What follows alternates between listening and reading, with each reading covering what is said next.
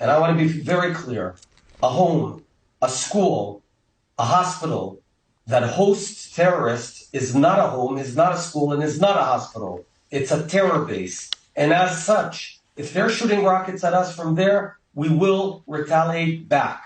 If you were still Israeli Prime Minister, would you recommend that Israel goes back in and takes control of Gaza? Now to Rafat Alari, who is a Palestinian writer and educator and resident of Gaza City. Welcome to you.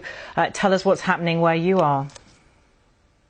What's happening is that an Israeli official is inciting genocide against Palestinian natives in the Gaza Strip, and the BBC is feeding him thoughts, perhaps suggesting taking control over the Gaza Strip. This is what's going on.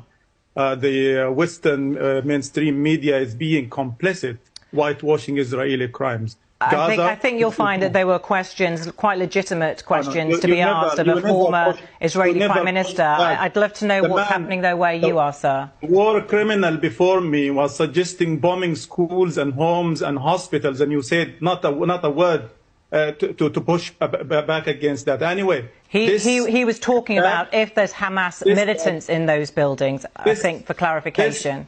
This preemptive attack by Palestinian resistance is legitimate and moral. This is exactly like the Warsaw Ghetto Uprising. This is the Gaza Ghetto Uprising against 100 years of European and Zionist colonialism and occupation.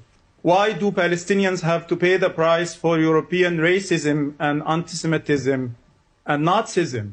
We have been under occupation for over 75 years. The situation is extremely difficult in Gaza currently. We talk about more than 200 Palestinians killed, homes bombed, residential buildings bombed, ambulances bombed. We talk about more than 1,500 injured.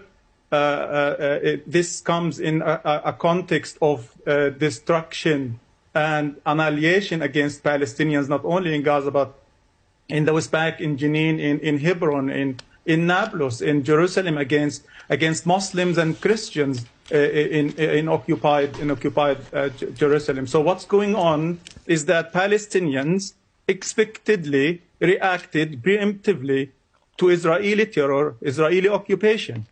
In March 2023, Israel killed several Palestinian leaders and said they were planning an attack against Israel. Well, Israel exists, the Israeli occupation exists, and the Palestinians have every right to react by all means possible, by all means necessary. And this is not easy for Palestinians. I want to use Hamlet's proverbial sea of troubles.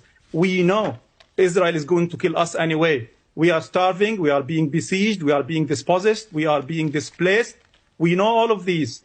Israel is going to kill us anyway. Israel wants us kneeling, and Israel chooses to kill us when it wants to kill us. So why not fight back and die in dignity? This is the lesson that Israel and the West have to understand, that you can't oppress, occupy people for about 100 years and not expect people to react, to defend their very existence.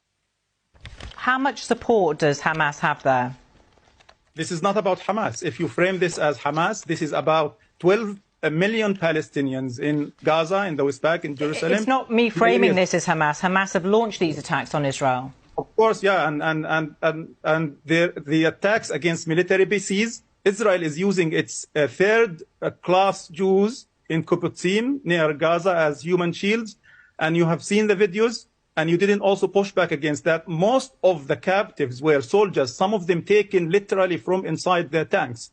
And some of them were kept safe because Palestinians wanted them to be safe, because Palestinians wanted the 5,000 Palestinians imprisoned, political prisoners in Israel, to be released in exchange.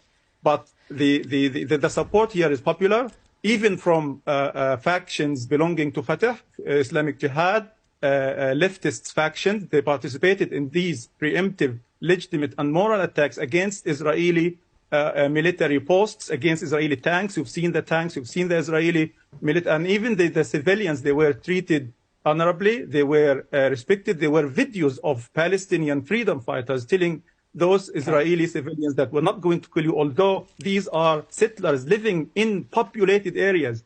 One of these Israeli villages, so-called villages, has lands that belongs to my grandmother. She always would point and tell me that if we free Palestine, we will be rich. And I tell my grandmother, may God rest her soul now, that some of your neighbor's grandmother liberated these lands, maybe momentarily, but this is how the dream comes true in the future. Palestinians will keep fighting back. The Zionists, aided and abetted by the West, by Europe, by the United Kingdom, that presented Palestine on a silver platter to the Zionist movement 100 years. We will continue despite all genocidal acts by Israel. We will fight back, and if we die fighting. Who funds Hamas? I don't care. I don't know. I'm not Hamas.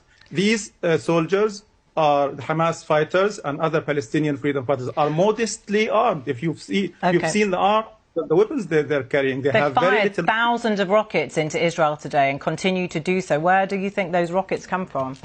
They are homemade. I don't know. I'm not a Hamas spokesperson. You can ask any of them if you dare bring them right here. Well, I'd happily talk to somebody from Hamas if they were willing to come on television and talk to us.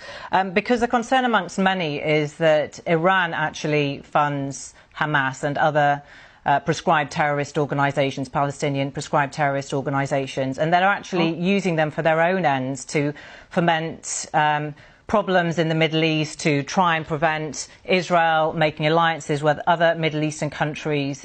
What are your thoughts on that at all? This has nothing to do with Iran. This is Palestine. This is Gaza that is defending itself. Anybody mentioning Iran is trying to make Palestinians look even more evil and justified.